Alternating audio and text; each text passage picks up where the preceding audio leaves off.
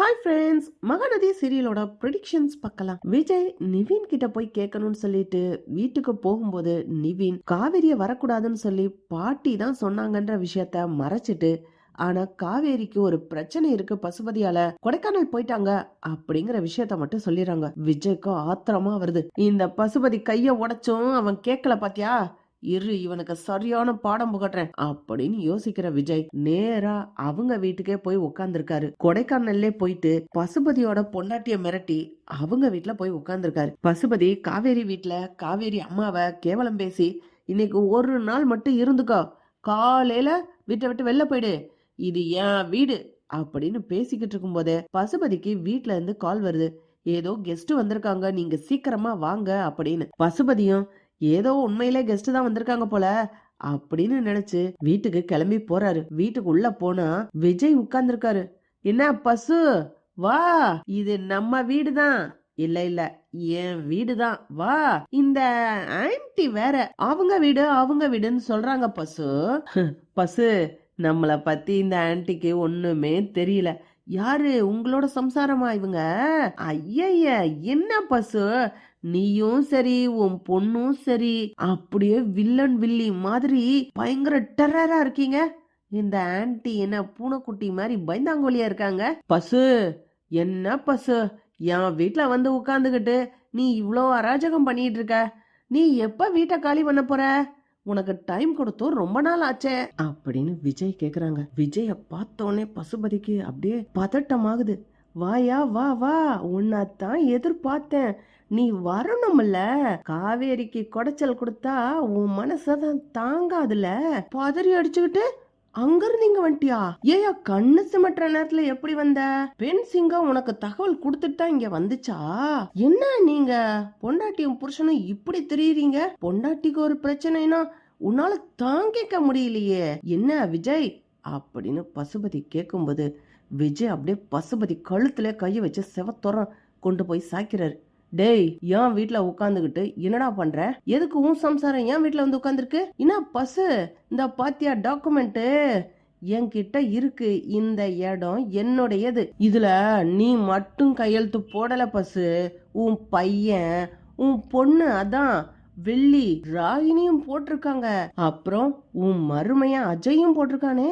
அப்போ மொத்த பேரும் கையெழுத்து போட்டு எழுதி கொடுத்துட்டீங்க, இந்த வீடு என்னுடையது. நீ எதுக்கு என் வீட்டுக்குள்ள வர்ற?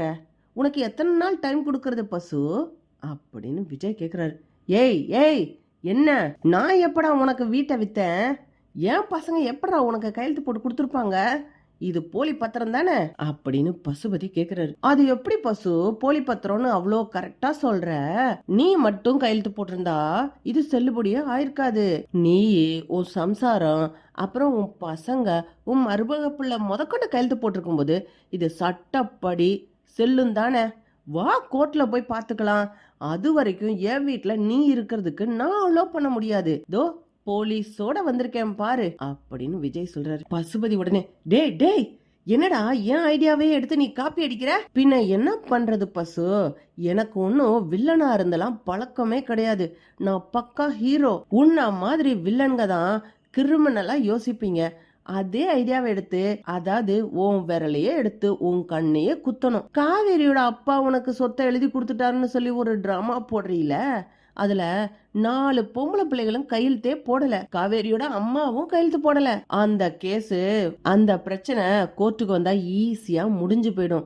என்னால அதை ஈஸி தூசியா முடிக்க முடியும். நம்மளுக்கு நிறைய ஆளுங்கெல்லாம் இருக்காங்க. ஆனா அது எனக்கு மேட்ரே கிடையாது பசு. இப்ப எப்படி காவேரியோட அம்மாவை வாசல்ல உட்கார வச்சு அழுக வச்சுக்கிட்டு இருந்தியோ, அதே மாதிரி நீ, இந்த ஆன்ட்டி, அப்புறம் உன் பொண்ணு எல்லாரும் வாசல்ல உட்காந்து என் கால்ல விழுந்து கெஞ்சணும். நீ வேணும்னா போலீஸ கூட்டிட்டு வந்து பிரச்சனைய கோர்ட் வரைக்கும் கொண்டு போ. கோர்ட்ல போய் நம்ம மோதி பாத்துக்குருவோம். அப்புறமே ஜெயிச்சா உனக்கு, தோத்து போயிட்டுனா எனக்கு. பாத்தலாமா பசு? என்ன நினைச்சிட்ட? ஆமா, எப்படி இதை ஏற்பாடு பண்ணுனேன்னு நினைச்சியா? வித்தின் மினிட்ல ஏற்பாடு பண்ணினேன். உனக்கு என் தம்பி எப்படி ஹெல்ப் பண்றானோ அதே மாதிரி எனக்கு ஹெல்ப் பண்றதுக்கு நிறைய ஆள் இருக்காங்க. இப்பதானே நீ ஜெயிலுக்கு போன, அங்க உன்கிட்ட இருந்து ஒரு கையெழுத்து வாங்கினேன் பாத்தியா, உனக்கும் காவேரிக்கும் எந்த பிரச்சனையும் கிடையாதுன்னு சொல்லி கையெழுத்து போட்டு கொடுத்தல, அந்த இதுலயே இந்த வீட்டு பத்திரமும் ஆட் ஆயிடுச்சு பசு. போலீஸு வக்கீலு எல்லாரும் நம்ம ஆளுங்க தான். உன்கிட்ட இருக்க அத்தனை ப்ராப்பர்ட்டியும் இப்போ எனக்கு வந்தாச்சு. இப்ப நீ ஒண்ணும் இல்ல, செல்லா காசு. நீ அப்படியே தெருல இறங்கி நடந்து போ, கையில ஒரு தட்டு தரேன், இப்படியே தட்டை ஆட்டிக்கிட்டே போனேன்னு வச்சுக்கோ, எல்லாரும் 1 ரூபா 2 ரூபான்னு பிச்சை போடுவாங்க பசு. நல்லா இருக்கும்ல அப்படின்னு விஜய் பேசுறாரு. பசுபதிக்கு ஆத்திரமா வருது.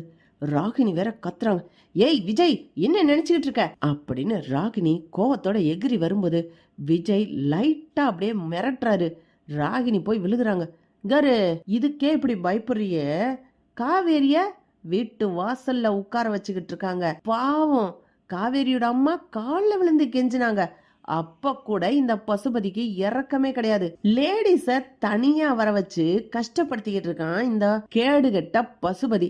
இதுக்கு நீயும் உடந்தையாக்கும் உங்க அப்பன் செய்யற தப்புக்கெல்லாம். என்ன ஆன்ட்டி சொல்ல மாட்டீங்களா, இந்த பசுக்கு எடுத்து சொல்லுங்க. நீங்களும் சரி உங்க பொண்ணும் லேடிஸ் தானே, காலில் விழுந்து கெஞ்சினா அசிங்கமா இருக்குமா இல்லையா, இல்ல ரோட்ல போய் நின்னீங்கன்னா அசிங்கமா இருக்கும்ல.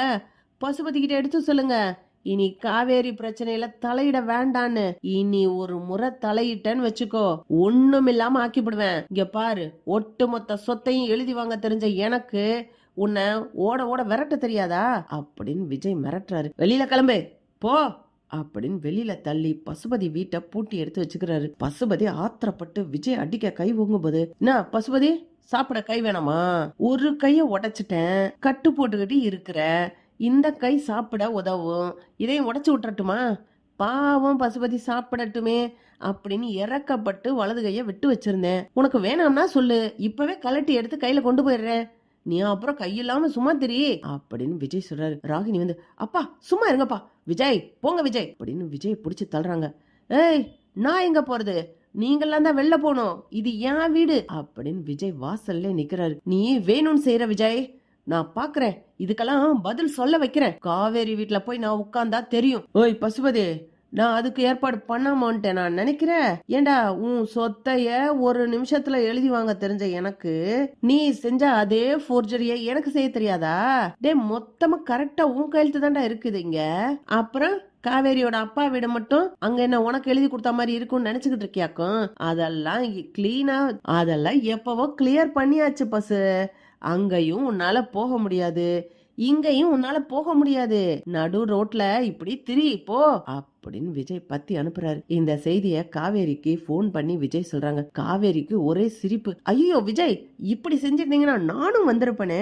பசுபதி அழுதுகிட்டு ரோட்ல பிச்சை எடுத்துட்டு போறத பார்க்க எனக்கு ரொம்ப ஆசையா இருக்கே, நானும் கொஞ்சம் கலாய்ச்சி விட்டுருப்பேன்ல. விஜய் நீங்க எப்ப வந்தீங்க, எனக்காக எதுக்கு மறுபடி வந்து பசுபதி கிட்ட சண்டை போட்டுட்டு கஷ்டப்படுறீங்க அப்படின்னு காவேரி கேக்கும்போது, ஏய் அடியே லூசு, நீ என் பொண்டாட்டிடி, உனக்காக நான் வராம யாருக்காக வருவேன்? என் பாட்டி திட்டினதெல்லாம் ஒரு விஷயமா, அதுக்காக போய் என்னை விட்டு நீ விலகிவியாக்கும். என்னை விட்டு நீ விலகினாலும் நான் உன்னை விட்டு விலக மாட்டேன் அப்படின்னு விஜய் சொல்றாங்க. இப்படிதான் போலாம் ஃப்ரெண்ட்ஸ். பக்கத்துல லைக் பண்ணுங்க, ஷேர் பண்ணுங்க, கமெண்ட் பண்ணுங்க. Thank you friends.